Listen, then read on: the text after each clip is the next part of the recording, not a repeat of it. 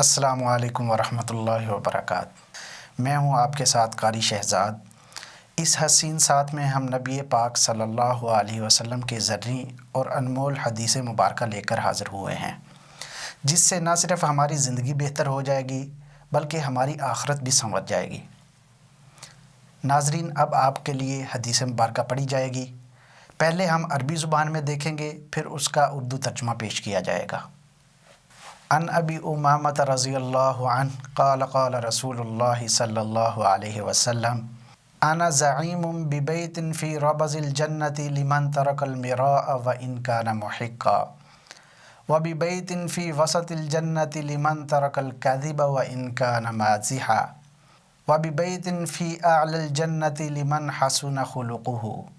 سیدنا ابو امامہ باہلی رضی اللہ تعالی عنہ بیان کرتے ہیں کہ رسول پاک صلی اللہ علیہ وسلم نے ارشاد فرمایا، میں اس شخص کو جنت میں گھر کی ضمانت دیتا ہوں جس نے حق پر ہونے کے باوجود جھگڑا ترک کر دیا، اور میں اس شخص کو جنت کے درمیان میں گھر کی ضمانت دیتا ہوں جس نے مزاح میں بھی جھوٹ بولنا چھوڑ دیا، اور میں اس شخص کو جنت کے سب سے اونچے درجے میں گھر کی ضمانت دیتا ہوں جس نے اپنا اخلاق اچھا کر لیا۔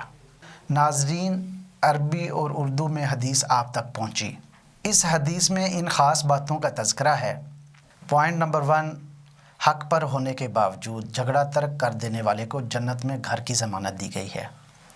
پوائنٹ نمبر 2، مذاق میں بھی جھوٹ چھوڑ دینے والے کو جنت کے درمیان میں گھر کی ضمانت دی گئی ہے۔ پوائنٹ نمبر 3، اپنا اخلاق اچھا کر لینے والے کو جنت کے سب سے اونچے درجے میں گھر کی ضمانت دی گئی ہے۔